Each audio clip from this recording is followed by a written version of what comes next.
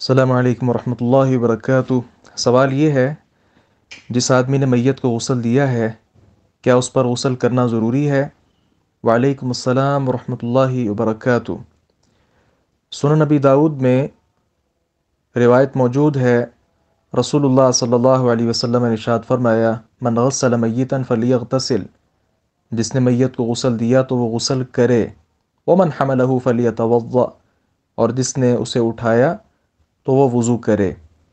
اب یہاں لیغتسل چونکہ امر کا صیغہ ہے اور امر وجوب پر دلالت کرتا ہے، اسی روایت کو دیکھیں تو غسل دینے والے پر غسل ضروری ہے، لیکن امر وجوب پر ہی دلالت کرتا ہے، الا یہ کہ کوئی ایسا قرینہ مل جائے جو اس وجوب سے اس کو پھیر دے۔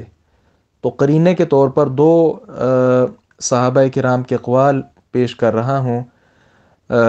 امام حاکم رحمہ اللہ نے اور اسی طرح امام بیہقی نے عبداللہ ابن عباس رضی اللہ عنہما کا قول نقل کیا ہے، انہوں نے فرمایا کہ لیس علیکم فی غسل میتکم غسل اذا غسلتموہ،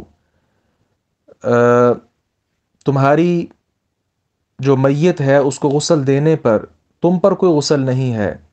اس کی علت انہوں نے بیان فرمائی کہ فإن میتکم لیس بنجس، تمہاری جو میت ہے وہ نجس تو نہیں ہے۔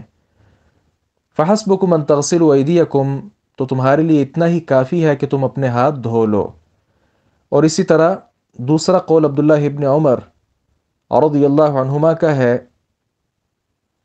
وہ فرماتے ہیں کہ ہم میت کو غسل دیا کرتے تھے، فمنا من یغتسل ومنا من لا یغتسل، تو ہم میں سے کچھ غسل کر لیتے تھے اور کچھ غسل نہیں کرتے تھے۔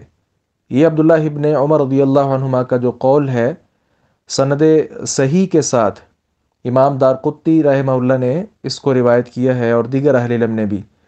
تو ان صحابہ کرام کے دو آثار کی روشنی سے یہ بات واضح ہوئی کہ میت کو غسل دینے والے پر غسل فرض نہیں ہے، البتہ بہتر ہے، اسے فقہی اصطلاح میں کہہ لیتے ہیں مستحب ہے کہ میت کو غسل دینے والا غسل کر لے، اور اسی طرح میت کو کندھا دینے والا وضو کر لے۔